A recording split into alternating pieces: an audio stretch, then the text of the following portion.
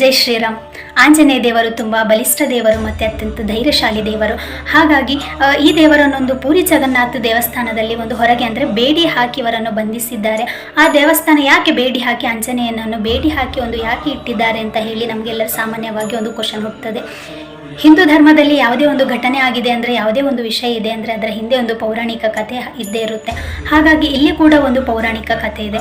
ಸಮುದ್ರ ರಾಜನು ಯಾವತ್ತೊಂದು ಪೂರಿ ಜಗನ್ನಾಥರ ಒಂದು ದರ್ಶನಕ್ಕಂತ ಹೇಳಿ ಯಾವಾಗಲೂ ದೇವಸ್ಥಾನ ಒಳಗೆ ಬಂದು ಪಾದಕ್ಕೆ ಒಂದು ಪಾದ ತೊಳೆದು ಒಂದು ಆಶೀರ್ವಾದಕ್ಕೆ ಪಾತ್ರರಾಗ್ತಿದ್ರು. ಹಾಗೆ ಬರುವುದರಿಂದ ಪೂರಿ ಒಂದು ವಿನಾಶಕ್ಕೆ ಕಾರಣವಾಗ್ತದೆ, ಅಂದರೆ ಒಂದು ಹಾನಿ ಆಗ್ತದೆ. ಆದ್ದರಿಂದ ಆಂಜನೇಯ ದೇವರು ಅಂದರೆ ಬಲಿಷ್ಠ ದೇವರಾದಂತಹ ಆಂಜನೇಯ ದೇವರಿಗೆ ಪೂರಿ ಜಗನ್ನಾಥ ಒಂದು ಹೇಳ್ತಾರೆ, ನೀನು ಈ ಸಮುದ್ರ ರಾಜನನ್ನು ನೀನು ಕಾಯಬೇಕು, ಯಾವುದೇ ರೀತಿ ಅವರನ್ನು ಒಳಗೆ ಬಿಡಬಾರ್ದು ಅಂತ ಹೇಳಿ ಅವರು ಯಾವತ್ತೂ ಆಂಜನೇಯ ದೇವರು ಕಾಯ್ತಾನೆ ಇರ್ತಾರೆ. ಪೂರಿ ಜಗನ್ನಾಥರ ಅಪ್ಪಣೆ ಇಲ್ಲದೆ ಅಯೋಧ್ಯಕ್ಕೆ ಅಂದರೆ ರಾಮನನ್ನು ಒಂದು ದರ್ಶನ ಪಡಿಲಿಕ್ಕೆ ಅಂತ ಹೇಳಿ ಯಾವುದೇ ಒಂದು ಅನುಮತಿ ಇಲ್ಲದೆ ಒಂದು ಅಯೋಧ್ಯಕ್ಕೆ ಹೋಗ್ತಾರೆ.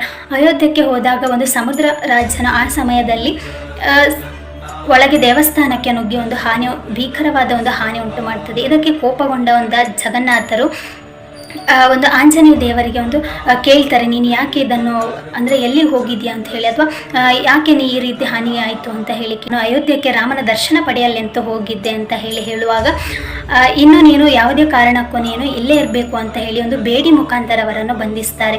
ಆ ಬೇಡಿ ಒಂದು ಅವರಿಗೆ ಒಂದು ಶಿಕ್ಷೆ ಆಗಬಾರ್ದು ಅಂತ ಶಿಕ್ಷೆಯ ಮುಖಾಂತರ ಅವರನ್ನು ಬಂಧಿಸಲಿಲ್ಲ. ಅದಕ್ಕೆ ಒಂದು ಹೆಸರಿಡ್ತಾರೆ, ರಾಮನ ಒಂದು ಪರಮ ಭಕ್ತ ಆಂಜನೇಯ ಅಂತ ಹೇಳಿ. ಆ ಬೇಡಿಯನ್ನು ಒಂದು ರಾಮ ಅಂತ ಹೇಳಿ ಹೆಸರಿನಲ್ಲಿ ಅವರನ್ನು ಬಂಧಿಸ್ತಾರೆ. ಆಗ ಹನುಮಂತನಿಗೆ ತುಂಬ ಸಂತೋಷವಾಗ್ತದೆ. ಇನ್ನು ಮುಂದೆ ನಾನು ಈ ಹೆಸರು ಒಂದು ರಾಮನಿಂದ ಇರುವುದರಿಂದ ನಾನು ರಾಮನಿಂದ ಬಂಧಿತನಾಗಿದ್ದೇನೆ. ಹಾಗಾಗಿ ಇನ್ನು ಮುಂದೆ ಯಾವುದೇ ಕಾರಣಕ್ಕೂ ನಾನು ಈ ಬಂಧನದಿಂದ ಈ ಬೇಡಿಯಿಂದ ನಾನು ತಪ್ಪಿಸಿಕೊಳ್ಳುವುದಿಲ್ಲ, ಅಥವಾ ನಾನು ಎಲ್ಲಿಗೆ ಕೂಡ ಹೋಗುವುದಿಲ್ಲ, ಸದಾ ನಿಮ್ಮೊಂದಿಗೆ, ಅಥವಾ ಈ ಸದಾ ನಾನು ಪೂರಿ ಜಗನ್ನಾಥ ದೇವಸ್ಥಾನವನ್ನು ಕಾಯ್ತಿರ್ತಾನೆ. ಹೇಗೆ ಒಂದು ತಾಯಿ ತನ್ನ ಮಗನನ್ನು ಸಂರಕ್ಷಣೆ ಮಾಡ್ತಾಳೆ, ಹಾಗಾಗಿ ಇವತ್ತಿಗೂ ಕೂಡ ಒಂದು ಆಂಜನೇಯ ದೇವಸ್ಥಾನ ಒಂದು ಬೇಡಿಯಲ್ಲೇ ಇದ್ದಾರೆ.